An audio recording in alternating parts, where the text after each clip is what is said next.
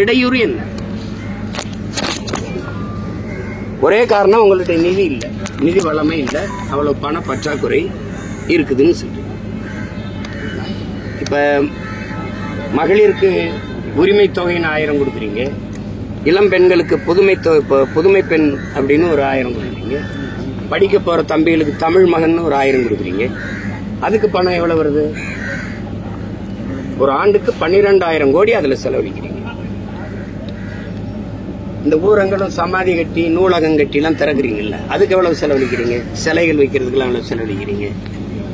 இப்ப மதுரையில ஐயா கருணாநிதி அவர்கள் பெயர்ல 200 கோடிக்கு ஒரு நூலகம் கட்டி, நீங்க வாங்க அந்த நூலகத்துல எத்தனை பேர் உட்காந்து படிக்கிறாங்கன்னு பார்ப்போம். ஒரு நூலகம் எவ்வளவு ரூபாயில கட்டலாம்? நீங்களே சொல்லுங்க, நீங்களே சொல்லுங்க. எத்தனை பேர் உட்காந்து படிப்பாங்க? ஒரு பெருநகரங்கள்ல 1000 பேர் படிப்பாங்களா? ஒரு 3 கோடி செலவழிச்சு கட்டிட முடியாதா? இல்ல 5 கோடி? அதுக்கு எதுக்கு 200 கோடி? பல வழக்கம் கண்ணாடியில் இருந்தா தான் உள்ள படிப்பு வருமா? சொல்லுங்க நீங்க. 540 கோடிக்கு கலையரங்க அங்க மகாபலிபுரத்துக்கிட்ட கட்ட சொன்னது யாரு? கட்ட சொன்னது யாரு? தண்ட செலவு, தேவையில்லாத செலவுகள் எவ்வளவு இந்த நாட்டில் சொல்லுங்க. வீடு தேடி அரசு, அதுக்கு செஞ்ச விளம்பரையே எங்க வீடு தேடி இந்த அரசு வரல. போராடிட்டு இருக்க வீடு இருக்குல்ல, அங்கேயும் அரசு வரல. உங்களுடன் ஸ்டாலின் போராடுற எங்களுடைய மக்களோடு ஏன் ஸ்டாலின் ஐயா வரல? போராடுற மக்களோடு ஏன் ஸ்டாலின் ஐயா வரல? உங்களுடன் ஸ்டாலின் அங்கேயும் இல்ல, எங்களுடன் ஏன் வரல? இந்த கேள்விக்கு யார்கிட்ட பதில் இருக்கு? யார்கிட்ட பதில் இருக்கு? தனியார் அல்லல, பொறுப்பா அல்லல. அரசு ஊழியரா இருந்தா அரசு கேள்வி கேட்கும், மாநகராட்சி நடவடிக்கை எடுக்கணும், ஒரு பயம் இருக்கும். பேரிடர் காலங்கள்ல ஓடி வந்தா அக்கறையா குப்பை அள்ளுவான், தூய்மைப்படுத்துவான். தனியாற்று கொடுத்தா என்ன பண்ணுவான்? என்ன பண்ணுவான்? இப்ப எங்க மக்கள் போராடினா அவளை வெளியேற்றிட்டு வட இந்தியால வந்து இறக்குவான். அப்படிதான் நடந்துகிட்டு இருக்கு. இத்தனை 1000 தொழிலாளியை வெளியேற்றிட்டு வட இந்தியால இருந்து எடுப்பான். அவன் வந்து கொடுக்கறதான் கூடிய, அவன் கொஞ்சம் பிரச்சனை பண்ணானா அவனை அனுப்பிட்டு வேற ஒரு பீகார்ல இருந்து இறக்குறது விட்டு குஜராத்ல இருந்து இறக்குவான், குஜராத்ல இருந்து உத்தரப்பிரதேசல இருந்து இறக்குவான். அதான் நடக்கும்.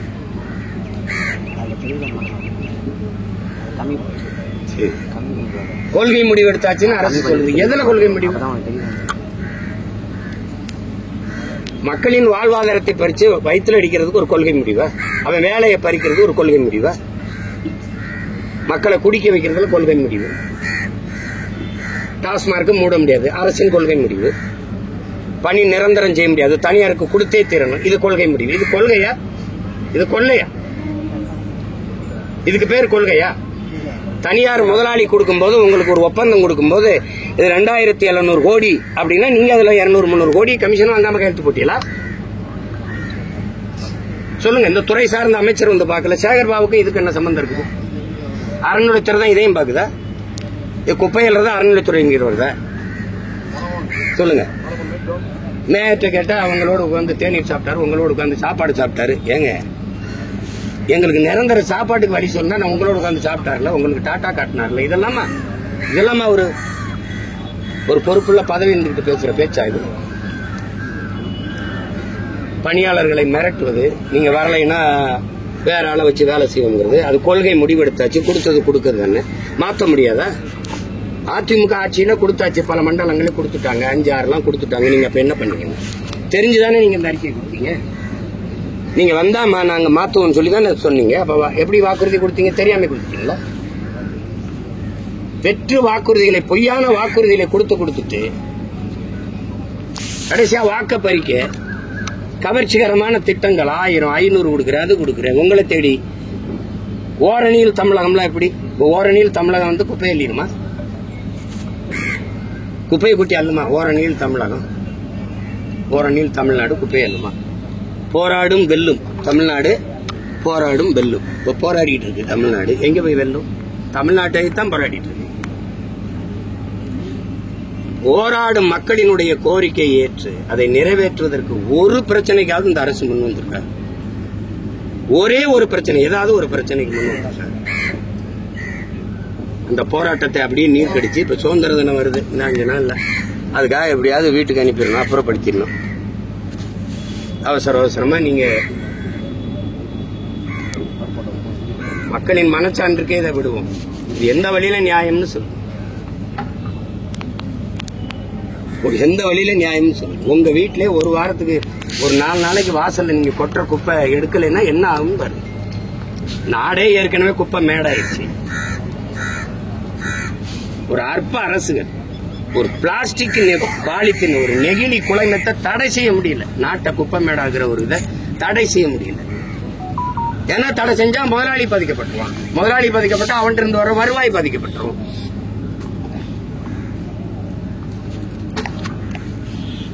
அவங்களுடைய கோரிக்கை மிக மிக நியாயமானது. அரசு அதை செவிசாய்க்கணும். பணி நிரந்தரம் கேட்கறாங்க. 23,000 ரூபாய் சம்பளம் வாங்குறாங்க. அதையே கொடுத்துருங்க. ஒன்னும் இல்ல, எங்களுக்கு பணி நிரந்தரம் கொடுங்கிறாங்க. எத்தனை பேர் வெளியில நிக்கிறான்? 14,000 பேரை ஆசிரியர் தேர்வு எழுதிட்டு பணி நியமனத்துக்காக காத்திருக்கான். அவன் வெளியில் நிக்கிறான். அதுக்கு காசு இல்ல.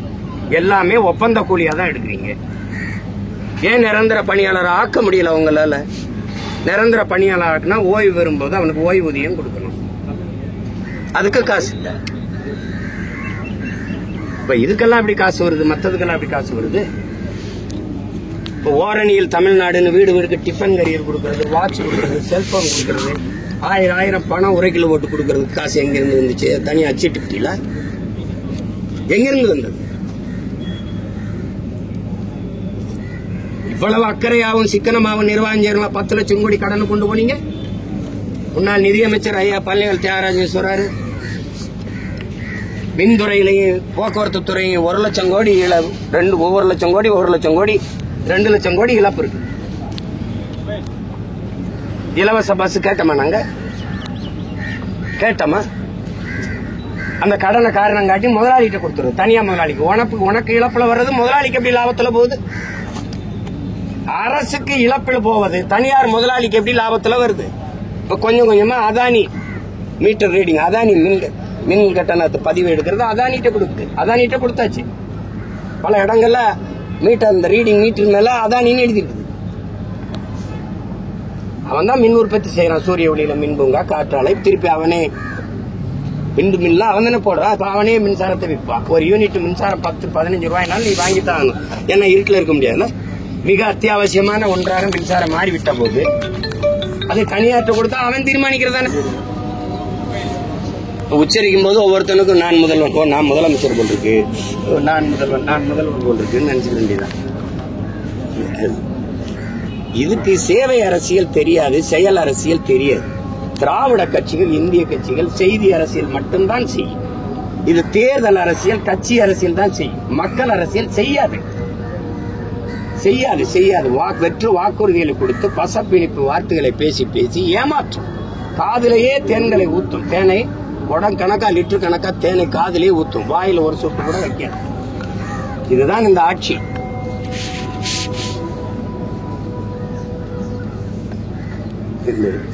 ஒரு நாள் இந்த குப்பைகளை அள்ளி குப்பையை அனுப்பாம இது விடியாது. வேற ஏதாவது கேள்வி? உங்களுடன் ஸ்டாலின் என்று நடத்துறாங்கல்ல, அதுல ஏன் அதே இது தினம் நடக்க மாட்டேங்குது அலுவலகங்கள்? இதுக்குன்னு ஒரு கேம்ப் தேவையா? இது நான் என்ன சொல்றது? அவர் தான் சொல்லணும். ஏன் நடக்க மாட்டேங்குது நான் என்ன சொல்றேன்? இப்ப எங்களுடன் முதல்வருக்கு இல்லையே, நாங்க போராடிட்டு இருக்கோம். நேத்து போராடணும், அதுக்கு முன்னாடி போராடணும். எங்களுடன் முதல்வர் ஏன் இல்ல? எங்களுக்கு ஒரு முதல்வர் இல்லையா? இந்த 10 நாளா போராடிக்கிட்டு இருக்க மக்களுக்கு யார் முதலமைச்சர்? யார் முதலமைச்சர்? அந்த கட்டடத்துக்குள்ளதான் போறாங்க மேயர் எல்லாம். அவங்க உட்கார்ந்து பேசி என்ன பிரச்சனை வாங்க தீர்ப்பு இன்னும் இல்லையா? அப்படியேதான் பேச்சுவார்த்தை நடந்திருக்க. இந்த போராட்டம் மூலமா முதல்வருக்கு என்ன? நீங்க கொடுத்த வாக்குறுதியை நிறைவேற்றுங்க. நீங்க 2021 தேர்தலில் வென்று முதல்வர் ஆகிறதுக்கு முன்னாடி எதிர்கட்சி தலைவராக இருக்கும்போது நீங்க கொடுத்த அறிக்கை, நீங்க கொடுத்த வாக்குறுதியை நிறைவேற்றுங்க. எல்லாத்திலுமே புதுசா இல்ல. பணி நிரந்தரம் கேட்டது ஆசிரியர் பெருமக்களுக்கு, பகுதி நேர ஆசிரியர் நிரந்தரம் கேட்டது, சம வேலை சம ஊதியம் கேட்டது, எல்லாருக்கும் அவர் கொடுத்த வாக்குறுதியை நிறைவேற்றுங்கன்னு தான் சொல்றோம். புதுசா நாங்களாம் ஒன்றும் கேட்கலையே. தேர்தல் ஆணையம் வாக்காளர் பட்டியல் தொடர்பாக ராகுல் காந்தி வைத்த குற்றச்சாட்டு நீங்க எப்படி பாக்குறீங்க? அது சரிதான், அது சரிதானே. அவர் தான் வலுவான ஆதாரங்களோடு தான் சொல்றாரு. அதை நம்ம மறுக்க முடியாதுல்ல. அது அந்த நிலைமை நாடெங்கிலும் பரவுறதுக்கு முன்னாடி மக்கள் விழிப்புற்று எல்லாமே இல்லைன்னா கஷ்டம். இப்ப எங்களுக்கெல்லாம் இப்ப இந்த வட இந்தியர்கள் வாக்கு பெறுவது என்பது நாடற்றவர்களாக நாங்கள் விரைவில் ஆக்கப்படுவோங்கிறதுக்கு சான்று. அது ஒண்ணும் பண்ண முடியாது. எதிர்த்து போராடிதான் தாக்கணும். இந்த அதிகாரத்தில் இருக்கவங்க கவலைப்பட மாட்டாங்க. ஏன்னா தமிழர் அரசு அதிகாரம் தான் அதை பத்தி கவலைப்படும். திராவிடர் அரசு கவலைப்படாது. ஏன்னா அவங்களுக்கு அதை பத்தி கவலை கிடையாது. அவங்களுக்கு மொழி அழிவதோ, நிலம் வளம் களவு போவதோ, மலை வெட்டப்படுவதோ, மணல் அள்ளி வைக்கப்படுவதோ, நீர் உறிஞ்சப்படுவதோ, மீத்தேன் ஈத்தேன் என்ற நச்சு திட்டங்களால நிலம் நஞ்சாவதோ, காற்று விஷமாவதோ, படிச்சுட்டு பிள்ளைகள் வேலை இல்லாம வெளியே நிற்கிறது. நான் ஒரு கேள்வி கேட்கிறேன். படிக்க போகும்போது தமிழ் மகனுக்கு புதுமை பெண்ணுக்கு 1000 ரூபாய் படிச்சு நின்று 3 ஆண்டு படிச்சு பட்டம் பெற்று நின்ற பிறகு 1000 ரூபாய் யார் கொடுக்கும்? படிச்சுட்டு வந்துட்டு 1000 ரூபாய் வேணாம், வேலை கொடுப்பீங்களா? கொடுத்திருந்தா 3500 இடத்துக்கு 13 லட்சம் பேர் என் வேலையில் தேர்வு எழுதுறான் தமிழ்நாடு தேர்வாணையத்தில். அதுக்கு என்ன தீர்வு இருக்குது? அப்ப வாக்கை குறிவச்சேதான் நகர்றீங்க. மக்களின் வாழ்க்கையை பற்றி ஒரு நொடி கூட சிந்திக்கிறது இல்லை. நீங்க ஒரு துளியும் சிந்திக்கிறது இல்லை. அதை பத்தி கவலையும் இல்லை. உங்க நமக்கு நாமே திட்டத்தில் எல்லாரையும் சந்திச்சு வரும்போது ஒரு பெண் எந்திரிச்சு கேட்ட கேள்விக்கு அவரே பதில் சொல்றாரு. நாங்க ஆட்சிக்கு வந்தால் இதை நிறைவேற்றோம்னு அவரே உறுதி சொல்றாரு. அப்புறம் எங்க கொடுத்தோம்னு கேட்டா அது எல்லாருடைய வலையொலியில் இருக்கு, எல்லாருடைய கையிலையும் இருக்குது அந்த காணொலி. எல்லாருடைய கையிலையும் ஐயா முதல்வர் அவர்கள் கொடுத்த அறிக்கை இருக்கு. இப்படி கேட்கறது அது பொறுப்பற்ற பதிலா இருக்கு. அதாவது ஒரு அடிப்படை கேள்வி, நம்முடைய இந்த தூய்மை பணியாளர்களை தனியார்கிட்ட ஒப்படைக்க, இந்த நகரத்தை சுத்தமாக்குகிற பணியை தனியாருக்கு கொடுக்க வேண்டிய அவசியம் ஏன் வரும்? அப்படின்னா இந்த மாநகராட்சின்னு ஒண்ணு எதுக்கு இருக்கணும்? கலைச்சு விட்டுலாம்ல. உள்ளாட்சிக்கு ஒரு தேர்தல் நடத்தி மாமன்ற உறுப்பினர்களை தேர்வு செய்வது, மாநகருக்கு ஒரு தந்தை ஒரு தாயை தேர்வு செய்யறதெல்லாம் எதுக்கு? அது என்னதான் செய்யும்னு சொல்லுங்க. என்னதான் செய்யும்? அதுக்கு வேலை என்ன? தனியாருக்கு ஒப்பந்தம் கொடுக்குறாங்க. இந்த அரசு ஒப்பந்தம் கொடுக்குறாங்க. தனியாரே கையில இருந்து காசு வருது.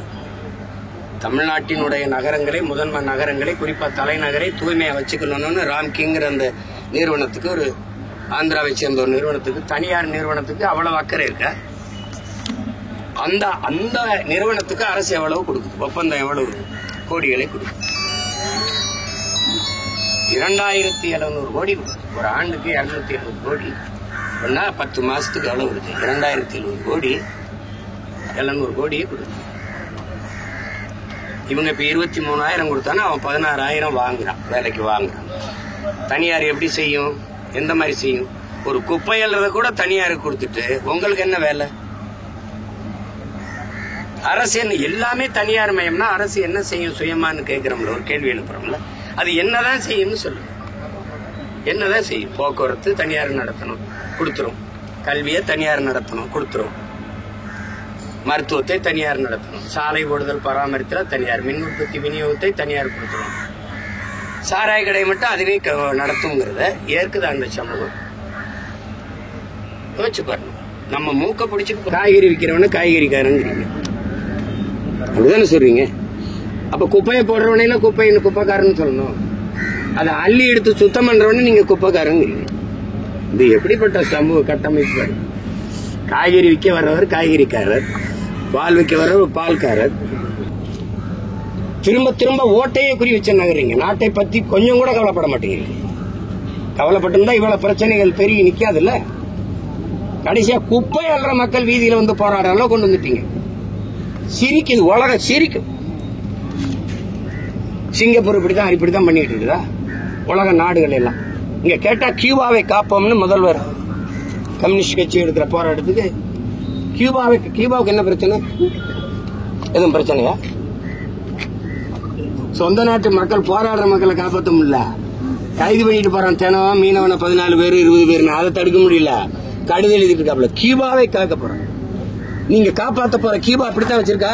பள்ளிக்கூடத்தை தனியார் கொடுத்துருக்கா, கல்வியை மருத்துவத்தை தனியார் கொடுத்துருக்கா, போக்குவரத்தை தனியார் தான் நடத்துறானா? எல்லாவற்றையும் தன்னகத்தை வைத்து சிறந்த ஆட்சியை எப்படி கொடுக்க முடியுது? அவனால முடியும், உங்களால முடியாதா? ஒரே ஒரு வளம், வெறும் கரும்பை மட்டும் வச்சுக்கிட்டு செய்ய முடியுது. ஏன்னா அவனுக்கு கனவு இருக்குது. ஒரு வளமும் இல்லாத சிங்கப்பூர் இப்படித்தான் நிக்குதா? குப்பை என்ற வீதியில் வந்து நின்னானா? யார் வந்து போறாங்க? சென்னையில பாதி கூட இருக்காது. உலகத்தின் எல்லா நாட்டு இளைஞனுக்கு வேலை கொடுக்கறான். எப்படி ஒரு வளம் இல்லாம? கடலை தவிர எதுவும் இல்லையா அவனுக்கு? எப்படி கொடுக்கறான்? அவனுக்கு ஒரு கனவு இருந்துச்சு, நோக்கம் இருந்துச்சு. அவன் மக்கள் மீது, மண் மீது, நாட்டின் மீது ஒரு காதல் இருந்துச்சு.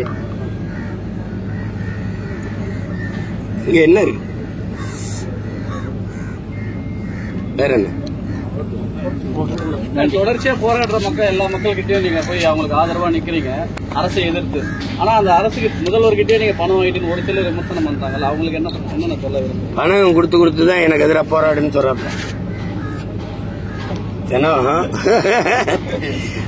ஒரு பைத்தியக்கார கூட்டம், பிச்சைக்கார கூட்டம், வாடகைக்கு விட்டு படைக்கிற கூட்டம் பேச்சே தெரியும்.